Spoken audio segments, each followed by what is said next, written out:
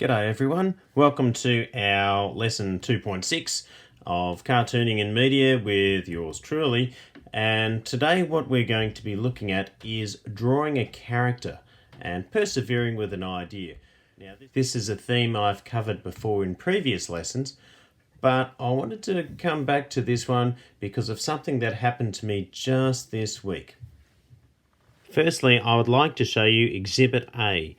Now this was a comic strip that I was working on for the new series of Gone Bush, and the joke in it was I have these two dogs here who I'm going to call Toby and Rex, based on real dogs, who are complaining about their fleas, and poor Toby's here and he's complaining that his fleas are getting really bad, and then Rex says maybe it's their happy hour. Toby says, be serious, and in the next scene you have a scene of what's going on the dog, and you've got the fleas knees bar and grill, and there's some fleas here at their little watering hole, and they're realising that their operation's just about to get discovered. So it's that's the joke of it. But what I did wrong here is I made a grammar error. So I said, they get really bad every Friday arvos. And so that's one of those things where you put in a lot of work and it gets very frustrating to be foiled by one little mistake there. So I thought, well, that's back to the drawing board. But while I was doing that, I thought, well, okay, am I happy with how I have these dogs look? So I started thinking about how do I want these dogs to look. Now, there is a history behind these two dogs. Let me show you. Okay, at least 20 to 25 years ago or so, I had an idea of two other dogs. And these are the dogs. They didn't really have names at this stage, but I had these dogs doing funny things and complaining about things and realising that, maybe they're not quite as clever as they thought they were. And so this was the idea of it. Two different dogs, so one with floppier ears, one with shorter ears, and that was the basic idea. But the eyes I had then were quite different compared to what I've got on the two dogs that you just saw. So, Exhibit B. Let me show you Exhibit C. Okay, this is Exhibit C. When I started drawing Gone Bush, the first series, I brought these two dogs back in again. And I did call them Toby and Rex. And this time I gave Rex pointed ears and I still gave Toby those floppy ears. So I thought that looked really good. And here they are making a phone call to Bob Wombat, the farmer. However, they lose...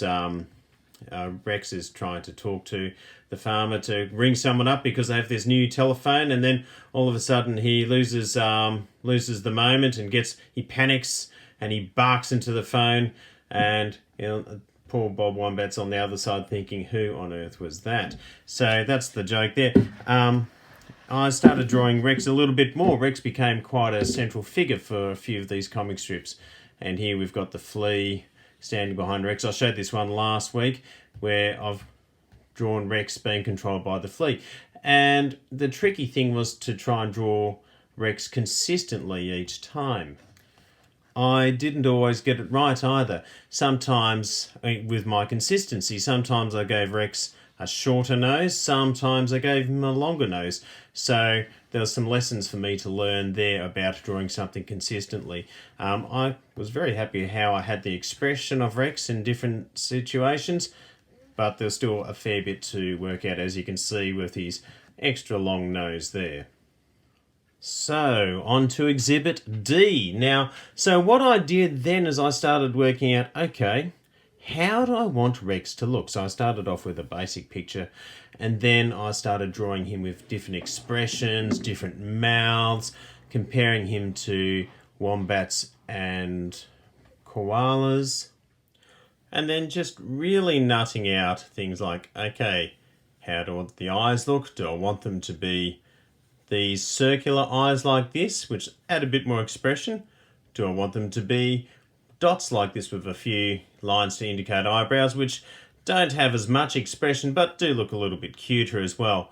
The mouths, do I want it to be an open mouth that opens to the side of the head or the front of the head, or do I want it to be a mouth that's fully enclosed inside the head? So a fair bit of drawing happening here. Oh, ignore Batman. And he was a demonstration for a previous cartooning and media earlier in this year. So, and had a bit of go of shading, trying to work out how would he look if I shaded him, or do I just want to have the nose coloured in, not rather than show him a little bit darker. So a lot of these questions you need to ask when you're designing a character, and a lot of the time too I'm writing notes to myself too about things I like, things I don't like, things like that. Once I was happy with Rex, I gave him that retro cartooning look where you put a thick outline around him, so that looks okay too. And then I started working on Toby, and so I was wondering, do I want to have Toby to have floppy ears? I used to have a beagle a long time ago that I called Toby, so I wanted him to look a bit like a beagle. But not so long ago I had a golden retriever which had ears a bit like this. It was a fantastic dog too, so I thought, well, my old dog Cooley would be a very good model for a dog. So what do I want? Do I want Toby to look like how Cooley looked? So questions like that I was asking. Whoops, Cecil Koala. I might do a series on him sometime. You never know. He might even end up in Gone Bush. So I did a new and improved Toby just up here with the ears just fine. Triangular nose. Fairly happy with that. That looks good. So this brings me on to Exhibit E. Now, I started going back to the drawing board of just a rough plan. So this is that idea where I just get a scrap bit of paper and map out where I want the characters to be. I haven't finished this one yet because I'm still trying to work out how I want the fleas, knees, bar and grill to look. But this is one I did earlier as well. So two dogs again, trying to work out how they're going to say things. What kind of dialogue are they going to have? I think the flea behind the counter of the fleas, knees, bar and grill can look like this. So that's the basic plan there. However, there's always that concern of trying to fit in enough words here.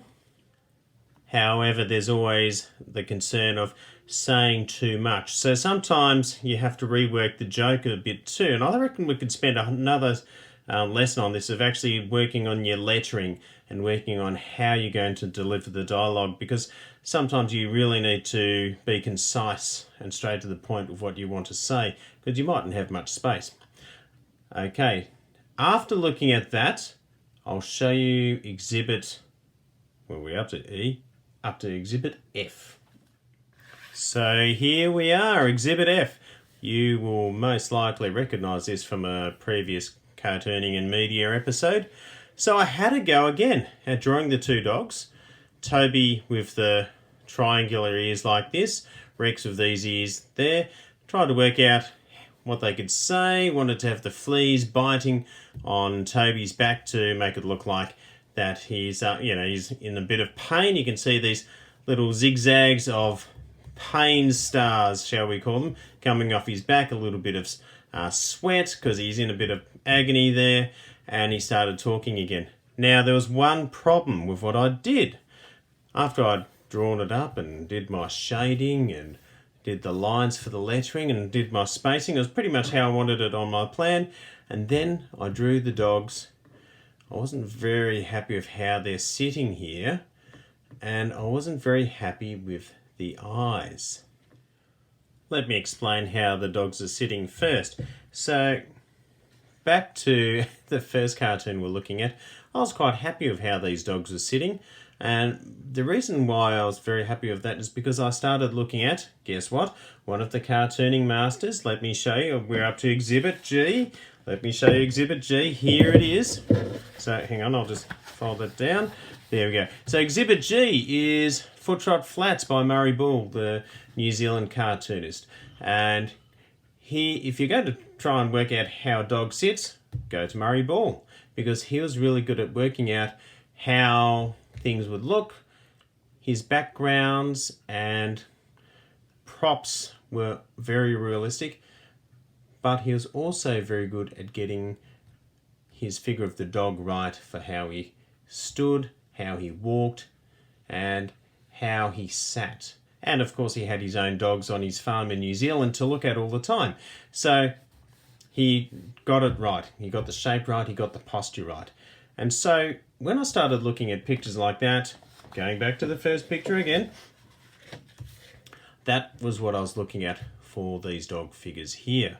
And now the other problem that I had with these dogs were their eyes. And I realised as I drew the expressions, as I had the mouth, with all apologies to Matt Groening, it really did look a bit like The Simpsons. And that's a style which isn't really my style. I like doing this kind of thing here. So I looked at it and thought, it's not really the kind of style I like. So you'll never guess what I did. That's right, I went full circle again and had a good look at my dogs, got a bit of advice from my family, and in the end we decided these dogs actually look pretty good. I can get enough expression from the 2 dots for their eyes. I can make their noses look really good. I can get good posture like that. You'll notice with the dogs too, I'm looking at shape. It's actually a rectangle for a head, a rectangle for a body, and I'm adding limbs there. Same for this guy, rectangle, rectangle. And I think I'll even stick to the ears that they have, because if one dog has pointed ears and one dog has big floppy ears, it distinguishes them from each other. So that's a good thing. So with no further ado, I'm going to have a second go at trying to draw this comic strip properly. And this time I've changed the dogs around. I've already put in my spacing lines for where I'm going to put in my lettering. I've already done my preliminary sketches on the dogs. I've already started working out what kind of words or dialogue the dogs could be saying. The reason why I've changed the dogs around is a bit more of storyline. So back in series 1, it was Rex who was having problems with fleas. So you remember those sketches, those drawings I showed you earlier. It was Rex who had the flea behind his ears with speakers controlling him. So we've got Rex again with the same problem of these fleas getting a little bit overactive. So I'm going to make a start on this now. I'm going to film on time lapse. Every now and then I'll stop and tell you a little bit about some of the decisions I'll be making on the way.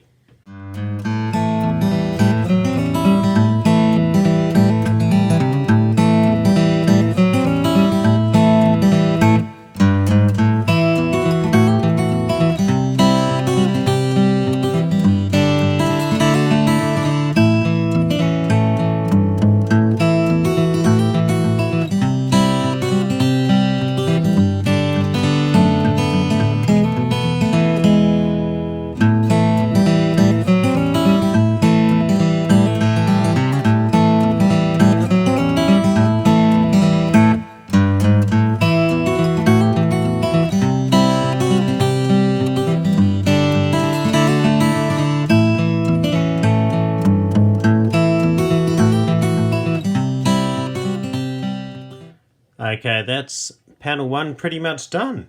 So I'm going to add a little bit of grey shade later on. One thing to point out, you might have seen me use this before. This is called a French curve. I've been very looked after, I would say, because this was passed on to me by my parents. And actually, these French curves used to belong to my grandfather. So they're very useful for getting the right curves, but you know, you can always just sketch it, or you can use something round like the edge of a cup or something like that. You might have noticed too, I made a bit of a mistake here with Rex's back leg here. So I just turned that into a bit of shading and did the same on Toby as well. You can hardly tell. So there are 2 panels to go. In this one I'm going to have our 2 dogs again, but smaller and silhouetted, because I need to save some space. Last week we talked about framing, and you'll notice I've got this speech balloon is actually pushing the boundary of the frame. Here there's going to be no frame at all because there's actually a fair bit of dialogue in there. I need to save space. I'm going to draw my characters smaller, silhouette them, and put in the dialogue there. Keep that line there. I actually want this panel to be the largest of all because it's actually going to have a background of the dog hair. It's going to have the fleas, knees, bar and grill here. So I actually need a bit of space to tell the story of what's happening here, as well as to deliver the punchline for the joke.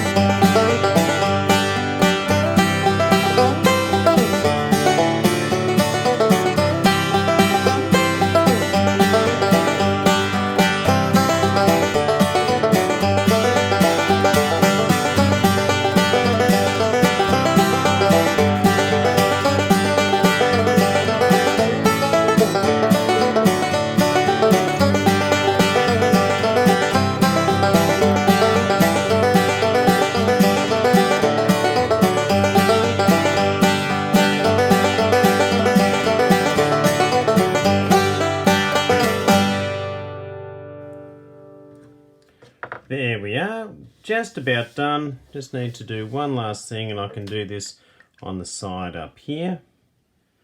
Just putting a signature and a year date.